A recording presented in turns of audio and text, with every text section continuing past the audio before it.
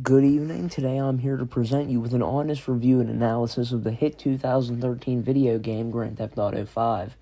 There are 6 main topics I'd like to cover today, which will be shown on screen right now. I'm unsure as to if this will be a long video or not, but if it is, I simply ask you to watch to the end and perhaps leave a comment. I love to hear your feedback. Now, I figure we can't talk about GTA 5 without talking about Rockstar Games, the company behind the masterpiece. For a brief history, Rockstar Games was originally known as BMG Interactive. BMG Interactive is the company properly accredited in the introduction of the original GTA. Around December 1998, leftover assets from BMG were subsidized by Take-Two Interactive, the parent company. These are the guys that you can blame for the lack of new games in recent times. Dan and Sam Houser led the company, and they took over GTA as a series. Rockstar has accomplished feats beyond, truthfully, any other gaming company that I know. Rockstar has pushed out AAA series after AAA series, including GTA, Red Dead Redemption, Midnight Club, and Max Payne. Now that we know what Rockstar is capable of, let's do a quick recap of the GTA series as a whole. Leading up to 2013's release of GTA 5, the game had many predecessors. A good few of these predecessors are often forgotten, and my goal isn't exactly to shed light on them either, but in order to understand GTA 5, let's discuss a brief history of GTA. GTA started out in 1997 with the first game under BMG Interactive, as stated. In order to not give an entire lecture on the series as a whole, I'll skip ahead and keep it short. GTA entered its 3D era in 2001 with the release of Grand Theft Auto 3. GTA 3 expanded the series' horizons with an all-new style of graphics. With another 5 games, GTA switched into the HD era with Grand Theft Auto 4.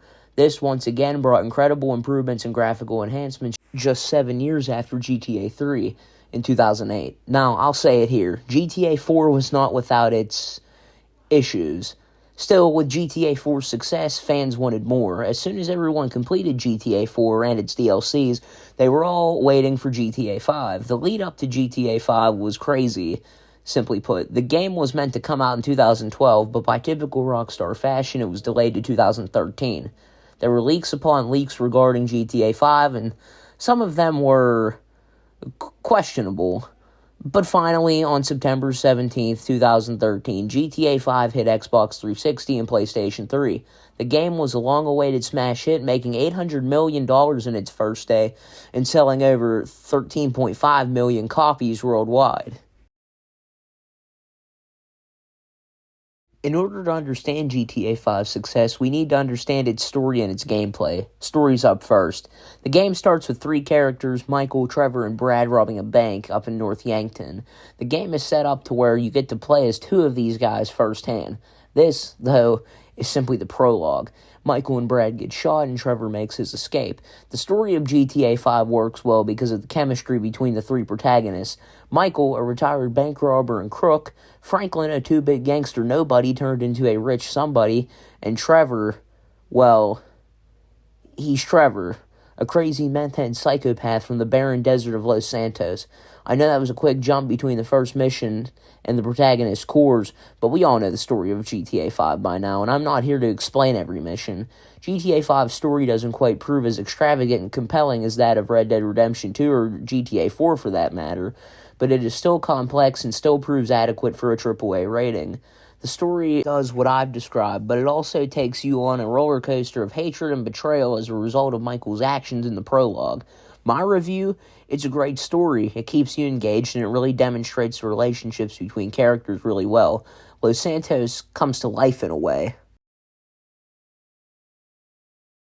So we're all familiar with GTA 5's story, but is the gameplay good? Now, this is all objective in terms of opinion, but I'd say GTA 4's gameplay was superior. Let's first discuss GTA gameplay's 2 core elements, vehicular physics and gunplay. We all know GTA 5 is superior with driving. But GTA 4's car damage is more realistic and overall a more fun experience. Going full speed, destroying the front end of your car, and flying out of the windshield was forever one of GTA's high points. And now, the gunplay. GTA 5's gunplay is actually a step up from GTA 4's. GTA 5 expanded on the roll mechanic, making it faster and dynamically directional rather than GTA 4's tactical roll, moving simply on the x-axis or left and right. However, GTA 5's gunplay improves in pretty much every other aspect. Movement is much more fluent, having cleaner guns, reload animations, and movement while aiming. GTA 5 gets a downplay on cover systems, target reticles, and crouch movement. Cover was more extravagant in GTA 4, having unique animations such as a roll or slide to cover after pressing the button. Simple target reticles remained the same, while complex reticles showed an enemy health bar and even armor within a sleek circle and primary reticle in GTA 4. As for crouch movement, GTA 5 omits crouch mechanics altogether. Although GTA 4 never had true stealth mechanics aside from sneaking in one single mission, gun accuracy was significantly improved using the crouch mechanic. GTA 5 replaces this with stealth mode, and although stealth actually has use in a few missions and free mode events, stealth mode causes your character to bend slightly and hold their gun differently. The next major Rockstar game, Red Dead Redemption 2, re-implements the crouch mechanics and uses them for stealth.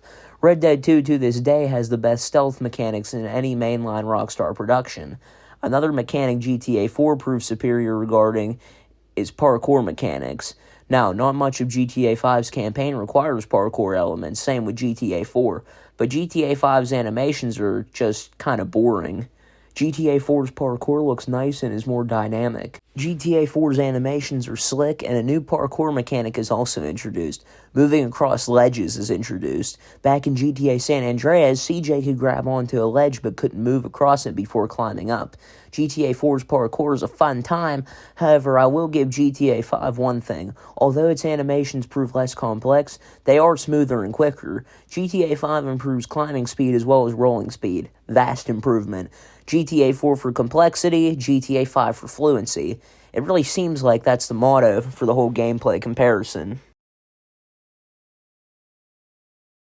Thank you for having me, Fatty. I'm sorry, Patrick. Patrick slipped. I just want to throw in my thoughts on GTA 5. Taken from someone who's played all the Grand Theft Auto games, GTA 5 is certainly not Rockstar's best work, but it's definitely their most dedicated one. They do a great job at giving each protagonist their own personality and then blending those protagonists really well. GTA 5 isn't exactly Rockstar's best work by any means, but it's a great reimagining of Grand Theft Auto San Andreas and serves as a great nostalgic-filled title with awesome visuals, music, storytelling, and gameplay. I can't say it's perfect, or even my favorite Grand Theft Auto game for that matter, but it's hard to forget that this game is well over 10 years old by this point, and yet has maintained a steady fan base of players returning to the campaign or playing the online.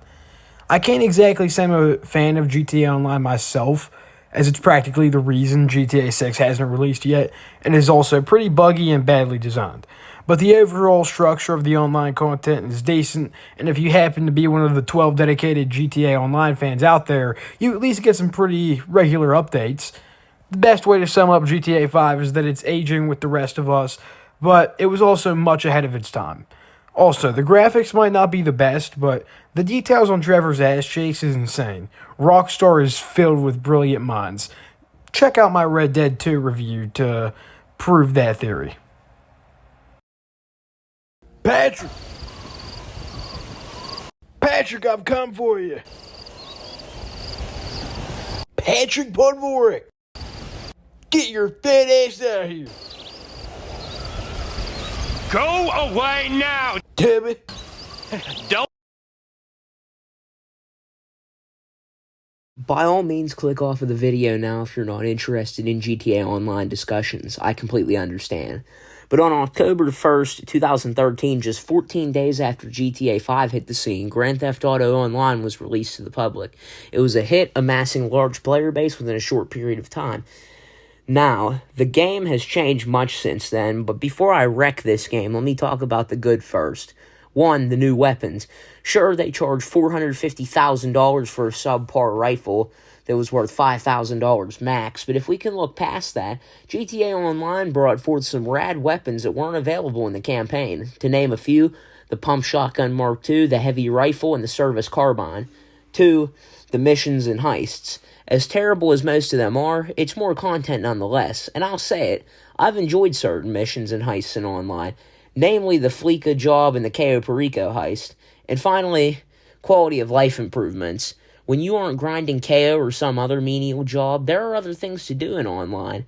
You can rest at home, find collectibles, gamble, arm wrestle, shoot at the range, or massacre your peers. GTA 5's quality of life wasn't particularly bad, but it also wasn't exceptional. Online makes some improvements, and it can be fun to screw around with your friends in the world of Grand Theft Auto 5. Many have said that Rockstar has devolved from a AAA company to a greedy corporate tyrant. While I cannot completely disagree, I will admit that things have gone downhill to say the least. We're going to discuss the intentionally bad design of GTA Online's missions. Rockstar, update after update, has made it harder and harder to make decent income within the online mode. Is this intentional? Let's first dive into some examples. Long ago, upon the game's release, there was a mission titled Rooftop Rumble. The idea was very simple. Go to point A, kill some dudes, grab an item, go to point B while being chased, aka standard Rockstar mission design. This goes for more games than just Grand Theft Auto Online. It also goes for Red Dead Online. It could be repeated an unlimited amount of times and was generally easy to speedrun. This mission was a great source of income for players new and experienced alike. Well, Rockstar saw this and decided to nerf the mission a few times. Players didn't find this very discouraging as they continued to grind the mission, albeit for less income. Rockstar finally put an end to this money generator by removing the mission altogether. That's the first instance of nerfing or otherwise screwing with decent design. As the game progressed, more missions were added, and it became apparently clear that Rockstar's mission design was rapidly declining in quality. Money was becoming harder to make. I'd rule it out as unintentional mistakes if it weren't for microtransactions, the gift that keeps on giving. Microtransactions can turn any company into a greedy mess. Take Ubisoft for an example. Rockstar intentionally designs their missions like crap so you're enticed to buying shark cards, which give you in-game money in exchange for real money. Then, in December of 2020, the money grind changed. The Cayo Perico heist was announced on November 20th and came into the game on December 15th. Cayo Perico could be attempted every hour to hour and a half, maybe hour 45. And it was easy to find a good route and get a good take. However, Rockstar once again picked up on how simple it was to make money off of it, so they nerfed it at least twice between the release and now. The most nerf deducted 30% value on primary and secondary targets. Now, even with this nerf, just recently I've amassed around $5 million based off of simple RNG. The issue lies within the cooldown, as I mentioned. The cooldown is an hour to an hour and a half, maybe hour 45. That is, if you play with other players. The solo cooldown is 2.5 hours. The issue is, none of my friends play this game, at least often, and doing it solo makes the best money anyways. They know that, and give a higher cooldown as a result. The constant nerfing and intentionally bad design is designed to make you want to buy shark cards. But why is money an issue? Well, simply put, the prices for vehicles and other properties are ludicrous. Not to mention, you barely get any money back from most business investments. I haven't played the most recent Agents of Sabotage update, but I did play the second most recent Bottom Dollar Bounties update. I invested $1.5 to $2 million into the bounty office, and each bounty goes for something under $100K. I could do 10 bounties and it still wouldn't be as good as a single KO run for the same time. Let's say each bounty's median payout is $50K. So I could make $500K in 2.5 hours, whereas I could spend an hour setting up and completing a KO run for $515K minimum, assuming I had the tequila and no secondary targets.